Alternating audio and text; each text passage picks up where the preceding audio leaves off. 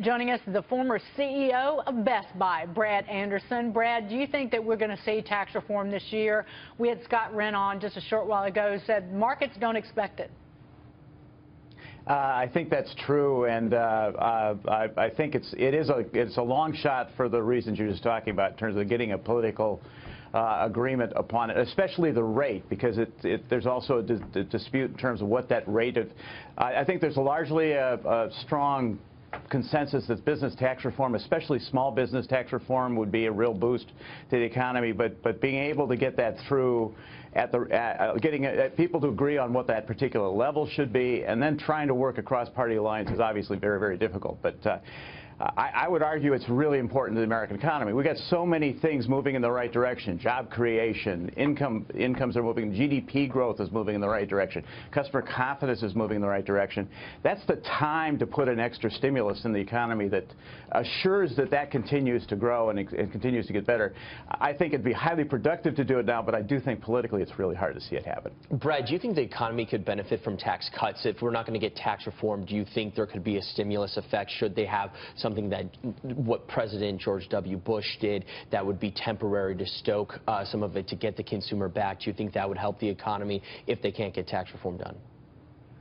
Yeah, I think any kind of stimulus, again, unless it's too extreme and winds up causing deficit issues that are damaging. With the kind of momentum we've got going, I think anything that pushes in that direction, it just makes it make more incentive to get into the marketplace and try to grow your business or try to do something aggressive, which is good for the macro economy and definitely good for, particularly for people's incomes, which I think is the core thing that Americans should care about.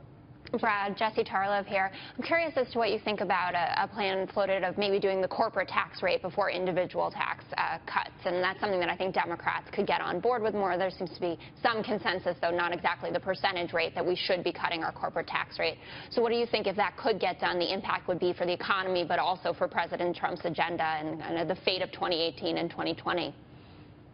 I think it would be great for the economy because you make American companies even more competitive on a global basis, and you take a place that's been essentially a negative for American companies, you turn that into something that's positive.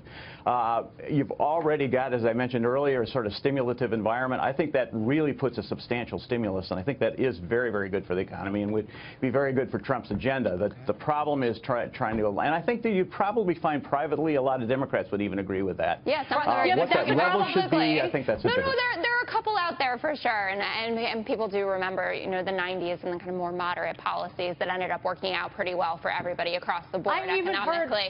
I even heard Rahm Emanuel on a podcast over the weekend waxing nostalgically about the days in the 90s when he could work with John Kasich to get through the crime bill. That's where we are in this country, where Democrats might say something to you privately, but then when it comes down to brass tacks and walking the talk, they're not doing jack all to help Americans. I just said it on national TV. I know you did, but you're not in right. You're not down in D.C. with with the ne'er-do-wells. Yeah, I think the environment, at least certainly what I experience at board levels, et cetera, is that the environment is so toxic in terms of dialogue that building any kind of bridge or even having a dialogue that goes to building bridge is a lot harder than it was, and it does make the 90s look awfully nostalgic. We're at a point, Darren, right now where if you're sitting in a group of people who have mixed political ideologies and you say, I really hope the Trump agenda can get pushed through in terms of pro-growth policies, people will look at you and go, you're a Nazi. That's exactly where we are. It's like if you say anything in agreement with President Trump, that you get called names. Darren, you might disagree with me. No, I agree with you. Brad, Darren Porcher, I'm a strong proponent of tax reform. However, we look at the cantankerous relationship that existed between the executive and the legislative branch in connection with the health care reform. It just didn't get done. And we look at Republican House, Senate, and White House. What is the silver bullet to get this done? Now, you being a Fortune 500 CEO, what do you think the antidote to these the two parties coming in semblances to get this thing done? Well, I think health care is different because no matter what you do with health care, it has a negative consequence to some part of the community. That I don't think is true in terms of tax reform. So I think it's a lot easier in the abstract to see tax reform agreed to, but we're going to have to find some kind of bridging dialogue that can begin to exist. You know, I'm a huge proponent of the checks and balances of our system and making it hard to do things with government. I don't think that's a bad thing as an American for that to be the case. But I do think we've got to find some place where we can start to bridge that dialogue, because there has to be some understanding on the part of the general public as to what the benefit is going to be, and that's hard to do in such a toxic ecosystem. Brad, real quick, shifting to the state of retail, it's been a rough few months for the sector overall. Brands like Target, Walmart, doing all they can to compete with the likes of Amazon. Where do you think things are headed at this point? Well, generally, retail sales are up. It's just almost all of it is going to online sales. And I think one of the great long-term things is conventional retailers are going to have to get a lot better in terms of what they deliver to customers to compete. And I think that pressure is kind of working it out. You're seeing some creative things coming out of Target, Walmart, and other retailers. And they have some structural advantages by, you're seeing Walmart doing something like building distribution centers in all these local communities. Retailers have already got it there with their stores. So I think you'll see some creativity hopefully emerging from the retail sector, because they've got to break out of the circumstances that they're in. So, Brad, do you think it's best for the management companies of these publicly traded retailers to come out and say, listen, don't expect any margins, we've got to compromise that, and we're just going to solely reinvest in our omni-channel? Is that the best tact for them to go, because the share prices have been completely depressed? Yeah,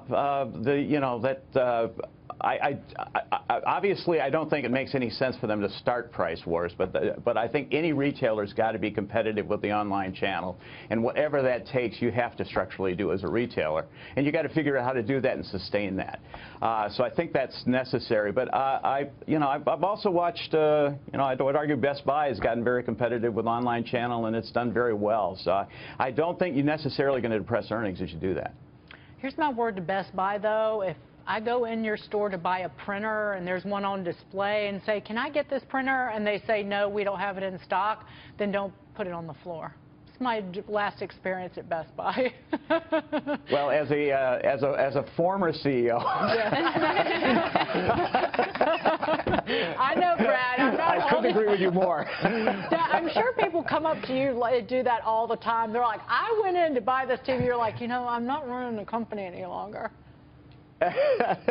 Well, I still care a lot about the company, but I can't do them I can't help them. I can't help you. Thank you so much.